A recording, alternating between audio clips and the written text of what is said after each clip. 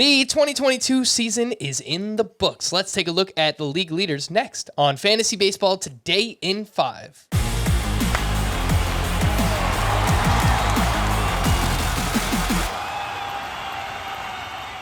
Welcome into FBT in 5. Today is Thursday, October 6th. I am Frank Stanfield, joined by Scott White, and let's scroll through some of these. The batting average leader, Jeff McNeil, narrowly beats out Freddie Freeman for the National League batting title. McNeil finishes with a .326 batting average. Luis Arraez captured the AL batting title with a .316 batting average, and he was one of 6 players with more walks and strikeouts this season. Qualified hitters, of course. Scott, I don't want to disparage what they did this year because obviously batting title is tremendous honor. But for fantasy purposes, Jeff McNeil, Luis Arraez, they're kind of empty batting average in category leagues. And, they're solid in points leagues. But that's about it. Yeah, they don't bring much power to the table. McNeil had a 20-homer season in the past, but nobody's counting on him for that kind of production anymore. And neither one of them is much of a base stealer either. So it's true. Now, I mean, they project for so much batting average that even in categories leagues, they'll deserve to be drafted to fill a middle infield spot or whatever. But sure, I just put together my top 20 at second base for next year, and they're ranked back to back since they're so similar. McNeil's 20th, Arraez is 21 at second base, a position that looks to be really weak next year. So that kind of gives you some idea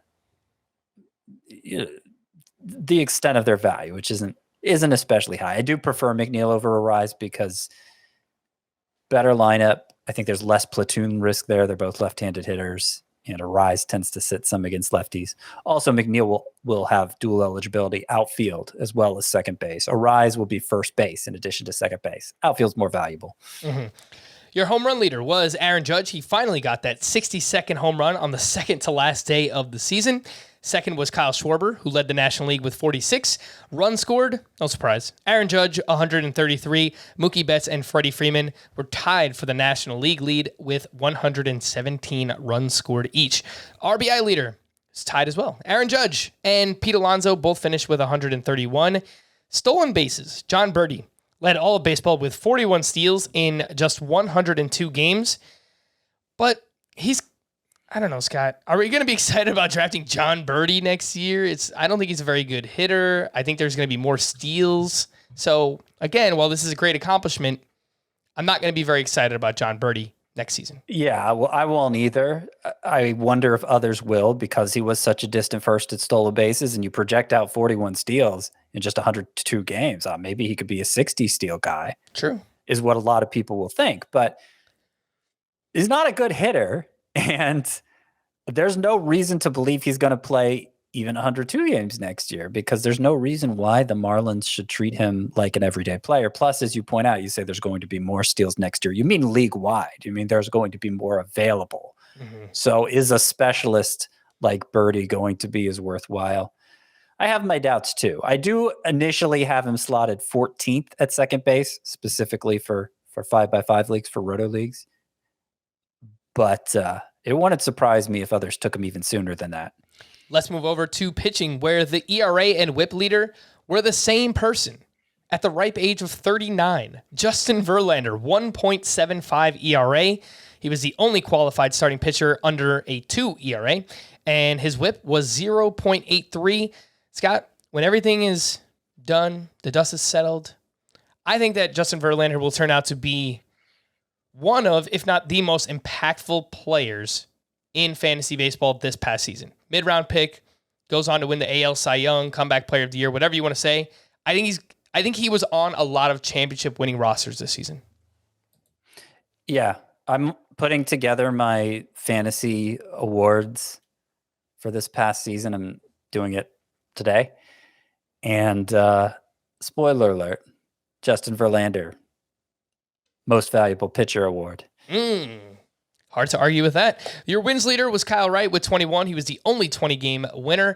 Strikeout leader was Garrett Cole with 257. However, he also led the American League with 33 home runs allowed.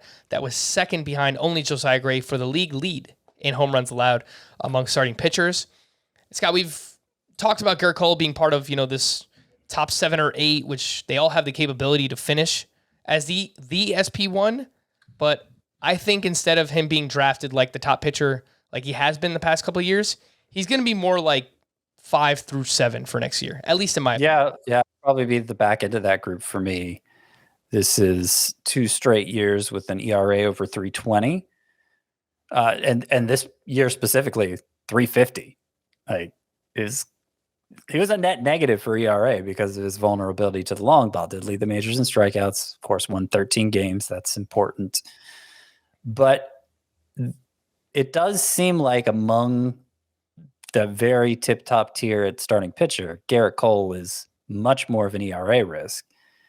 And for me, that's going to push him to the back of the group, even though he does have this long history of being regarded as, if not the top pitcher in fantasy, one of the top 2 or 3. Your saves leader, last but not least, Emmanuel Clase A finished with 42. He had just 7 saves through May, 34 from June 1st on. Fantastic season for Emmanuel Clase A.